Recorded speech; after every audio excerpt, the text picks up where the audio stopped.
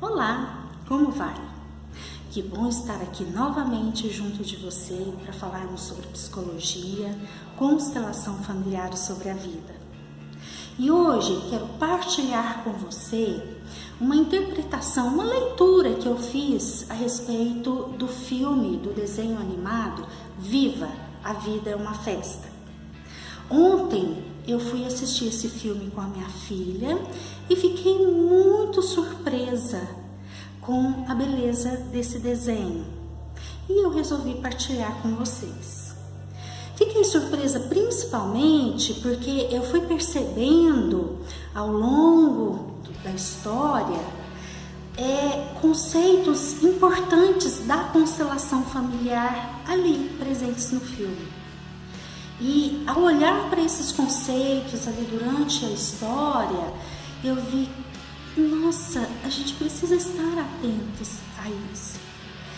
E para olharmos para isso, eu vou contar um pouquinho da história, espero não entregar nenhum detalhe importante para estragar aí a surpresa para quem ainda vai assistir o filme, tá? Vou me esforçar ao máximo, peço desculpa se eu fizer isso.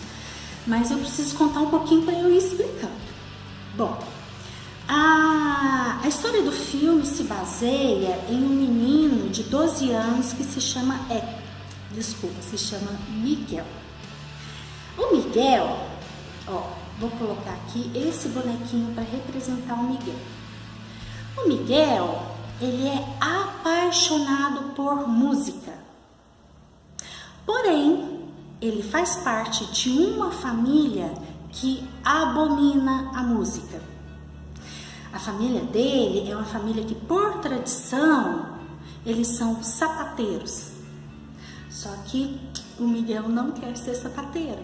O Miguel quer ser um cantor famoso. E ele tem um grande ídolo, que é o Ernesto de la Cruz, que é um cantor muito famoso, que já morreu, mas que ele se inspira muito nesse cantor. E ele quer ser como esse cantor famoso. Porém, a família não aprova. Aparece muito a avó dele. A avó dele fala claramente que nessa família ninguém ouve música, música não tem espaço. Ela mostra nitidamente que essa é uma proibição. E tem também na história a bisavó Inês, como eu. A bisavó Inês é uma senhorinha bem velhinha, já de cadeira de rodas, já não consegue se comunicar, se expressar. E aqui tem o pai do Miguel. E por fim, aqui tem essa tataravó, que é a mãe da bisa Inês. Essa exclusão da música nessa família se dá por quê? Porque essa tataravó, ela sofreu uma grande dor. E ela foi passando essa dor para os descendentes. E esses descendentes aqui, as pessoas que estiveram aqui, que viveram e que ainda viviam após ela, ficaram todos leais a ela em relação a essa dor. Então é como se essas pessoas todas aqui falassem assim: por você eu te sigo, por você nós excluímos o tataravô. Então tem esse tataravô aqui, que um dia, esses dois aqui eram um casal, e esse tataravô, ele era músico, entenderam? Ele era músico, e um dia ele saiu para divulgar a música, e nunca mais voltou. Essa tataravó aqui nunca soube o que aconteceu, ela só sentiu a dor de se ver sozinha com uma filha pequena, e aí a decisão que ela tomou foi de excluir, porque doeu demais.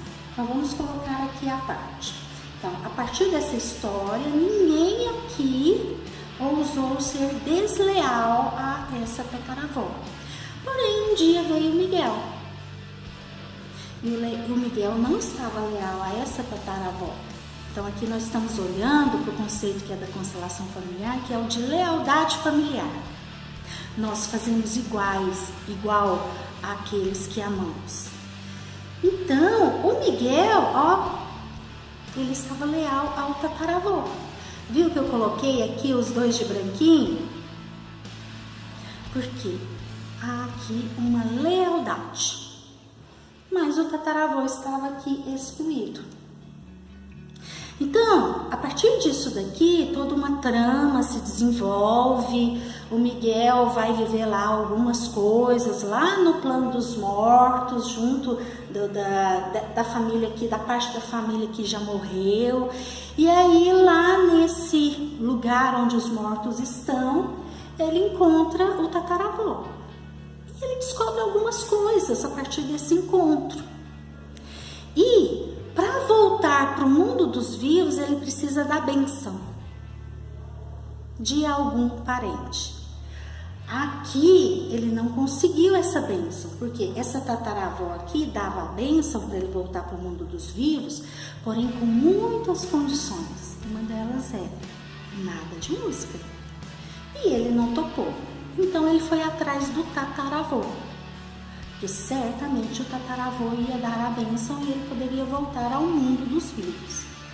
Bom, a partir disso, então, toda uma trama se desenvolve no sentido de que, no final, Miguel retorna para a família, para o mundo dos vivos, e ele consegue fazer um movimento muito bonito de incluir esse tataravô, a partir da inclusão da música. Então, ao incluir esse tataravô, para quem já assistiu, para quem for ver o filme, vai perceber que lá no finalzinho, quando o Miguel retorna, é como se ele fizesse uma constelação para aquela família que estava ali viva. O que é constelar? O constelar é tomar consciência de algo. Então, naquele momento, o Miguel faz alguns movimentos em que ele consegue mostrar aqui para a avó, para o pai, para a mãe, para a bisavó, que esse homem ele tem direito ao seu lugar. E agora, nesse momento, a gente está falando da lei do pertencimento, que é uma das leis da ordem do amor. Essa lei, ela fala assim que todo aquele que um dia teve direito a um lugar, continua tendo direito a esse lugar. Ninguém tem direito de excluí-lo. Se acontecer uma exclusão, o sistema vai se mobilizar para trazer essa pessoa de volta. Como que esse sistema que se mobilizou para trazer esse tataravô de volta? Quando o Miguel nasceu, ele nasceu leal ao tataravô. Então, o Miguel, ele prestou um serviço para esse sistema ficar mais saudável. Veja bem, processos assim de exclusão, todos nós temos na nossa família.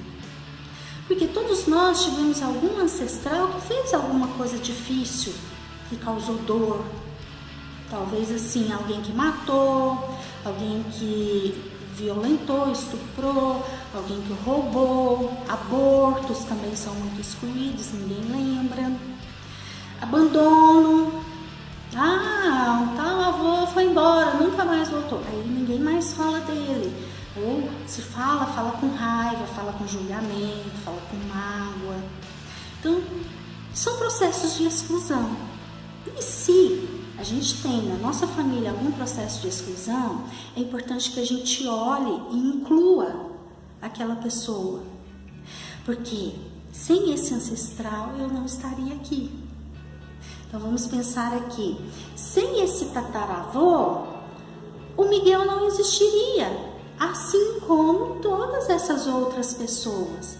Então, pela vida, para honrar a vida, eu devo incluir todos os meus ancestrais no meu coração, colocá-los num lugar de respeito.